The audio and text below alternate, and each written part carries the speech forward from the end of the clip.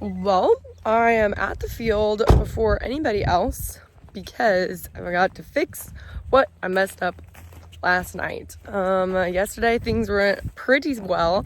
I got all this field planted and we moved on to this field. I know they look exactly the same. I promise they're different ones.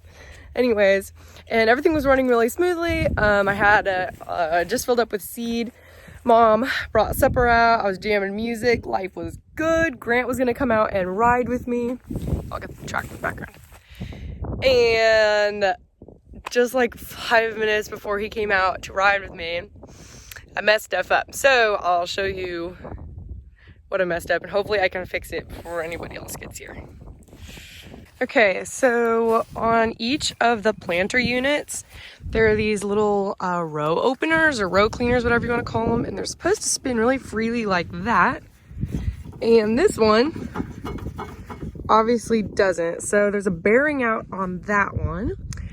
So that either needs to be replaced. This whole unit right here, it just screws in. It's pretty handy. But I'm probably just going to take this one off since this row is raised up. I don't know if you can see that this one is higher than all the rest of them. I'll get this view back here. Here we go. So we have every fourth or fifth unit raised up. So there's 4 in between each one. And that's because we're planting seed corn. So we have a split row planter, and that doesn't have any of these 4 middle ones. It just has this one and those other ones planting.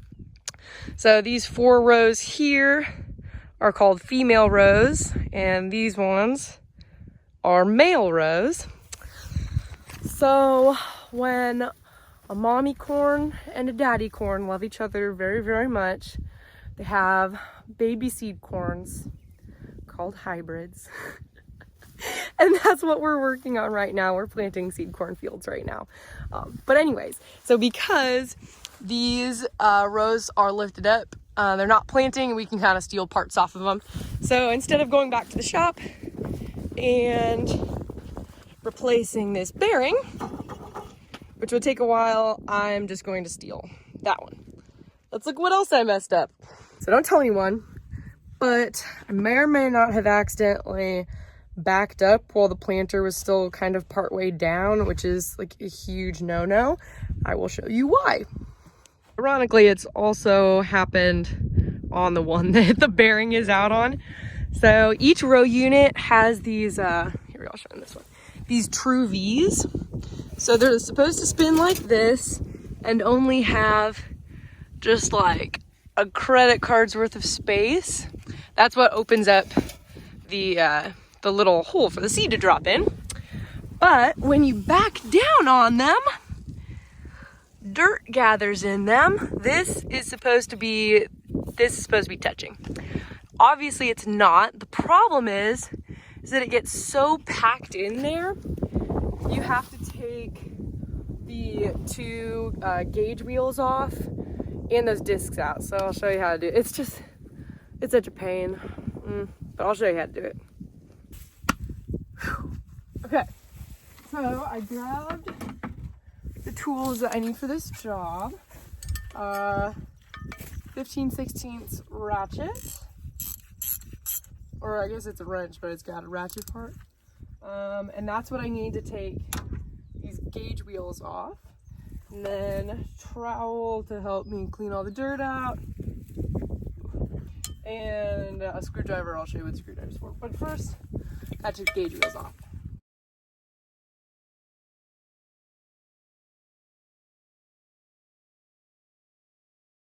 Okay, so 2 gauge wheels are off.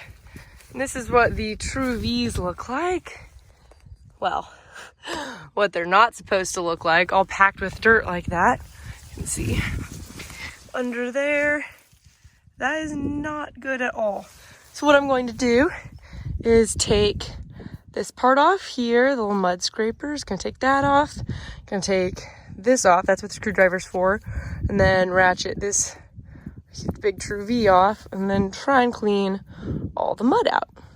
So I just realized I can't take that part out with a wrench and just socket. Hopefully there's a socket in the toolbox. Bad news, no socket in the toolbox. Which I guess means a farm run, which I didn't want to do because people are probably at the farm. I don't want them to be asking why I need a 15/16 or a 25mm socket. But I guess that's what I need to do the job. Farm run, woo! Okay, but I just decided something. Before I go to the farm, I'm going to, I think there's 3 other planter units that need the gauge wheels taken off. So I'm going to take the gauge wheels off real quick, and then when I come back with the socket, I can just quickly take the I can take the Truvies off right away and don't have to stop and take the other gauge wheels off. That's the plan, Stan. The plan, Stan? I've never said that in my life. That's the plan, you guys. Okay, there we go, much better. Okay, actually one more thing. Today I brought my AirPods, which I really, I never do that. Because usually I'm working with a whole bunch of other people and everyone's trying to talk to each other and I gotta listen. But since I'm working on things alone today, brought my AirPods so I can listen to my music while I fix things, so. Okay, so I definitely went way overkill. This is my tool for the job here. Really all I need is this part, but for funsies. I think this side's the reverse side. Correct. So right is loose. Correct. Yeah. Nailed it. Good job. Okay. There we go. Now the thing is that the mud is on so tight that I can't even take this off, but I can wiggle it a little bit, I guess. This is what the trowel is for. Try and get in there. I have to go get the hammer to bang on it.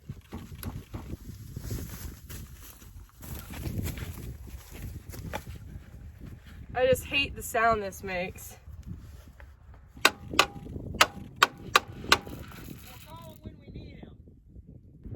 Why are there seeds coming out?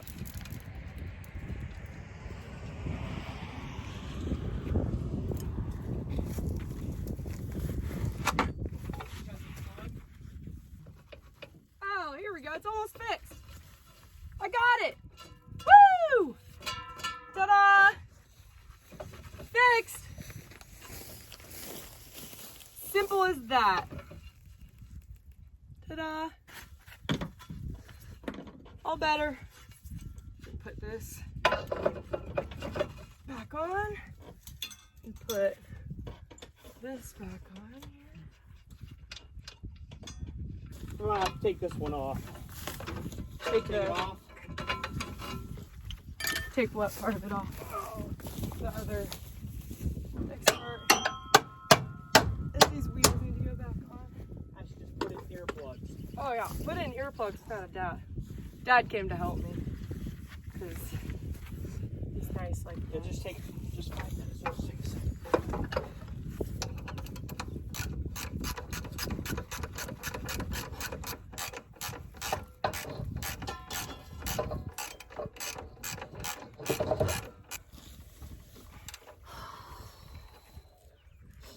One.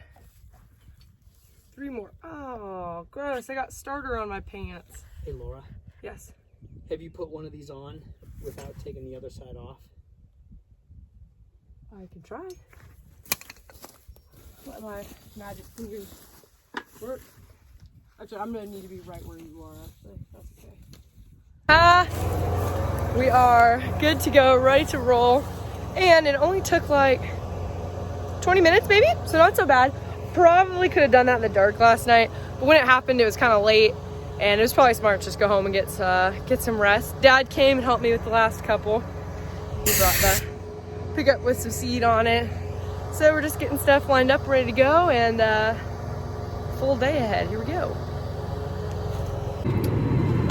Okay, so sometimes people comment and are wondering why I'm always hungry, or always eating or snacking or drinking something sugary.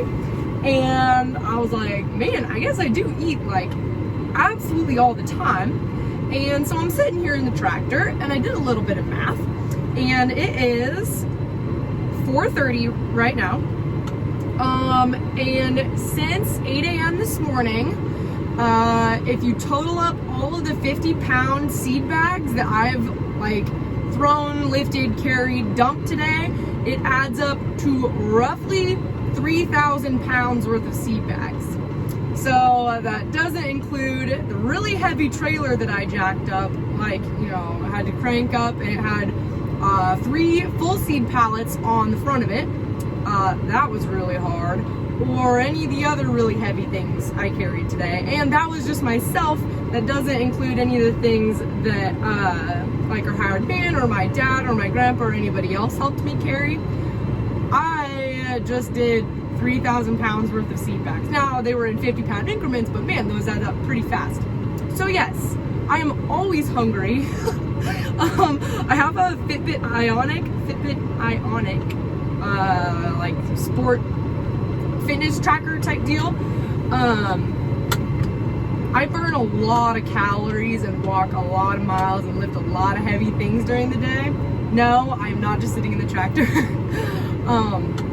So yeah, yes, I'm always hungry and always eating because I'm constantly being active and moving. I think I have like goals set to meet, like, you know, like 10,000 steps, 5 miles walked, and I meet all my goals every single day. I think if you look on the app, I can see like an average.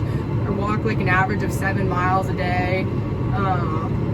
Yes, I burn a lot of calories. I'm a hungry girl. And I'm still growing. I'm still growing my muscles. This is my 3,000 pound muscles. So yeah, send me snacks. I'm so hungry.